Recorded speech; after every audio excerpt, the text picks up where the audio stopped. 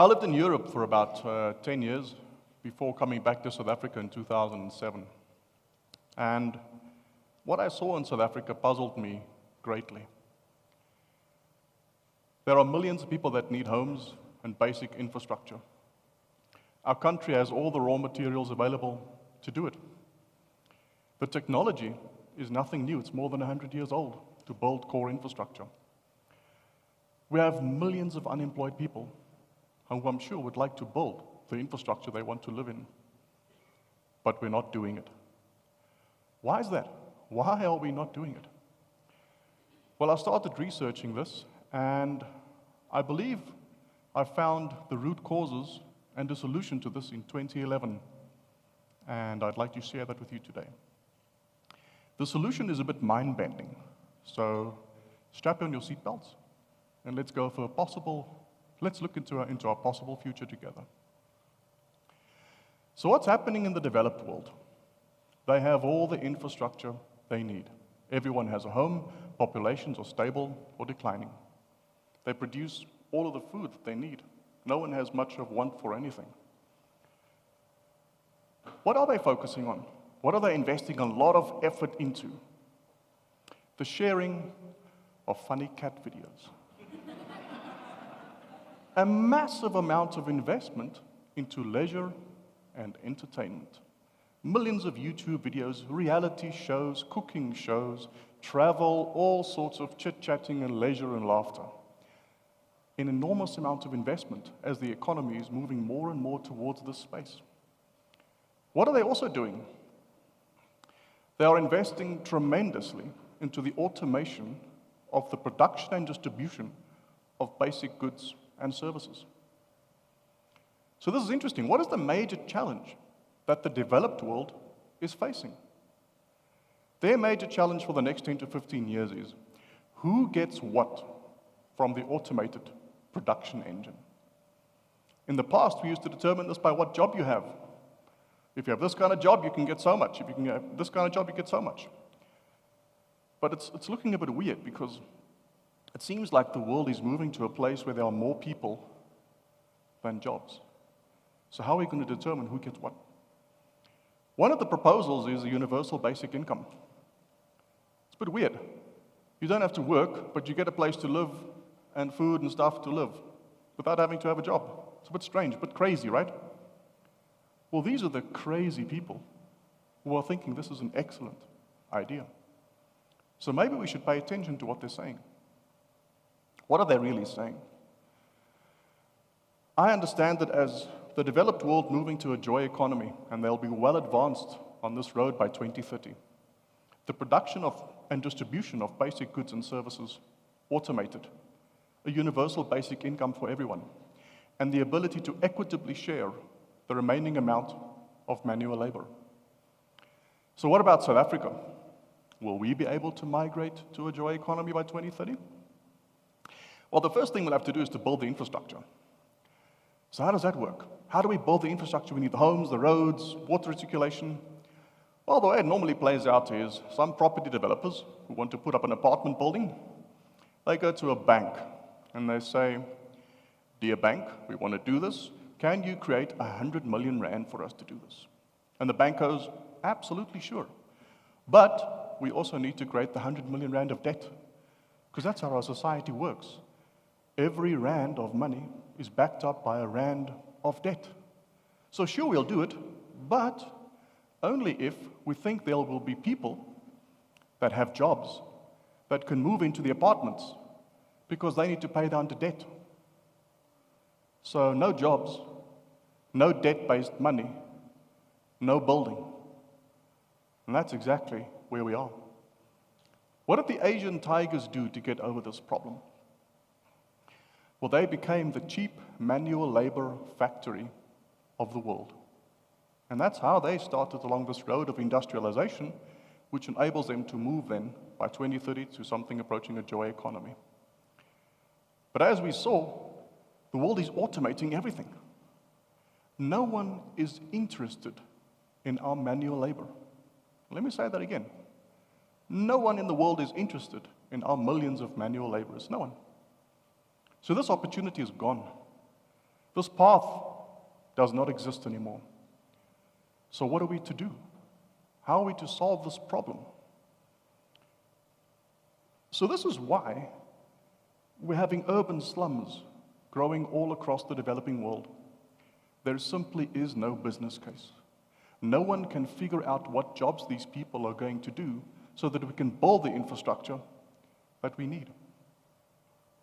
What we need to do is to realize that this joy economy thing is real. It is really happening. And we need to make plans that match the fact that this is happening. So here's a plan. Let's just start building anyway. Let's not worry about debt. Let's just build the stuff we need. High quality social housing, integrated neighborhoods, modern cities, the same way as was done in Western Europe and across the Asian tigers. But how must we finance it? How are we going to get the money from? We're going to use sovereign money. So what is sovereign money? Sounds a bit strange, but it's money that we just create. We type it into a computer, and we use it to coordinate ourselves to build the infrastructure we need.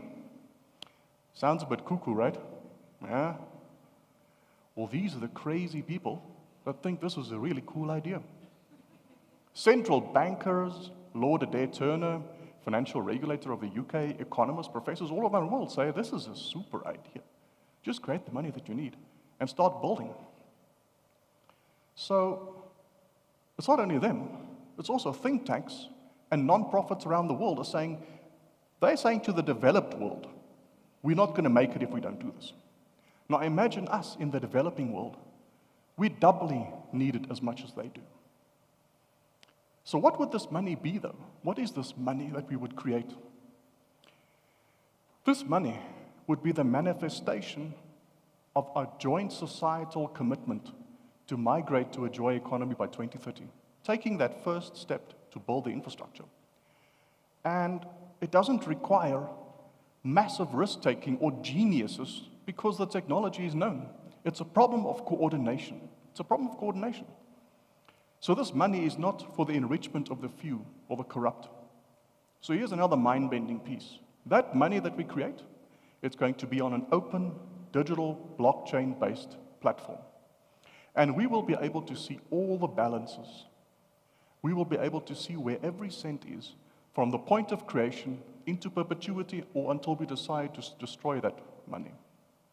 It's the only way that we'll be able to move fast enough with a societal commitment to migrate to a joy economy. What we need is money for Mzansi, money for South Africa, a new kind of money on a new kind of money platform. Not only do we need to have this money so that we can start the coordination, we also need this coordination to be efficient. Therefore, we need to create a national Kickstarter platform where these construction companies can bid for the work. And we as citizens that are outsourcing this work to these construction companies can see every single cent. What does every brick cost? What does every laborer cost? And is it being done fairly, and is it used for broad economic activation across our country? So great, let's decide to do that. So we can get the infrastructure we need, we can massively reduce unemployment, and we can put money into the hands of people to boost the economy. Well, that third one maybe is a bit of a problem. If we put hands into the money of people, they're going to buy stuff from our trading partners because our manufacturing industry is not so hot. So, trading partners, it's called trading, not gifting. They're going to want something in return. So what do they say to us? They say they give us two options. They're saying to us, either we're going to buy more of your raw materials, and you know what? We don't think we really need anymore. Or you can become instantly brilliant at manufacturing, better than us, and then we will have to buy our stuff from you. Well, we're not going to be able to do that. They are decades ahead of us. So instead of focusing on export, we need to focus on import substitution. It's the only way that we will be able to control our internal rate of collaboration. Because at the moment, our internal rate of collaboration is tied to our rate of export, and therefore we're stuck. But how will we compete? Well, what does nature do? The little fish that are scared of the big fish and they can't compete, they hide in the shallows. They're very careful. They protect themselves. What do we need? We need import tariffs. Oh, import tariffs? That's bad. Anti-globalization, crazy talk. Okay. Well, let's see what the home of free trade did. They didn't like the British telling them that they aren't allowed to manufacture. So they had a little war. The Americans won the war. Their first Minister of Finance, Alexander Hamilton, said, "This is how you grow an economy." And he laid down what is now known as the Hamiltonian approach to national economic development. Massive investment into infrastructure and protecting your nascent manufacturing industry with import tariffs. But they weren't quite done with this yet. In the South, they had the slave plantation owners, and they were using cheap manual labor to produce cotton and sugar and export it to Britain. And they didn't care about this because they bought all their toys from Britain. In the North, they didn't like this at all. They wanted to increase import tariffs even more so that they can migrate their economy to an industrialized one. Doesn't that sound like South Africa? Rich middle class, exporting raw materials, cheap labor, buying toys from overseas, while other millions are struggling for the basics of life. How did the US solve this? Well, they had a civil war. The North won. They decided to increase import tariffs, and the rest is history. This is what they did. After they beat the British, they increased the import tariff to 17%. After the North beat the South, they increased the import tariff to 29% for more than 50 years. As they become one of the strong players in the world during the First and Second World War, they reduced their import tariffs to 15%. And now they're the biggest fish in the world. They don't need import tariffs anymore. But they're quite sneaky. They replaced import tariffs with massive government subsidization of research and development and industry. So if America really believed in comparative advantage and free trade, they'd still be the country known for cotton and sugar. But they took a different path. We have to take that same different path. We have to commit to a Hamiltonian approach of national economic development. What do these import tariffs really mean? Well, I'm sorry, rich folks and middle class, we're going to have to pay a bit more for our imported stuff. On the other hand, economists are always going around going, oh, not enough savings rate, not enough savings rate. We're not saving enough, therefore we're not investing, and therefore we can't industrialize. Well, done correctly, import tariffs can be exactly that savings rate we need. Again, import tariffs would be our national commitment to industrialize ourselves so that we can move towards a joy economy by 2030. And because, again, it's a societal decision, we put this money onto the new open blockchain platform with open balances. But when we do this, do we do it to create jobs? Is that the point? Jobs, jobs, jobs, jobs? No. The point is, we want nice apartments where we can all live, and we want the basics for life. So we are going to use automation to the absolute maximum possibility.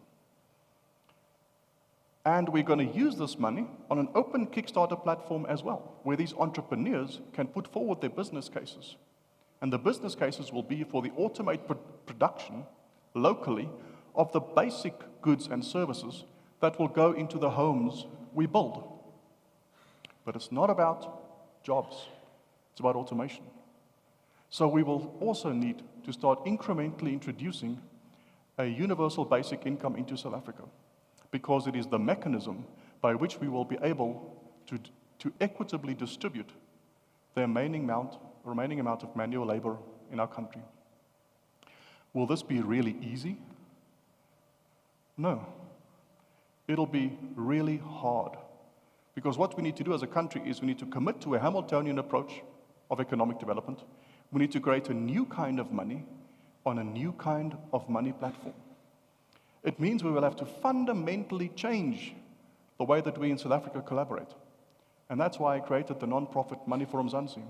It is to inform, to communicate, to collaborate, and to lobby our citizens, business, and government, because together we can migrate to a joy economy by 2030. Thank you.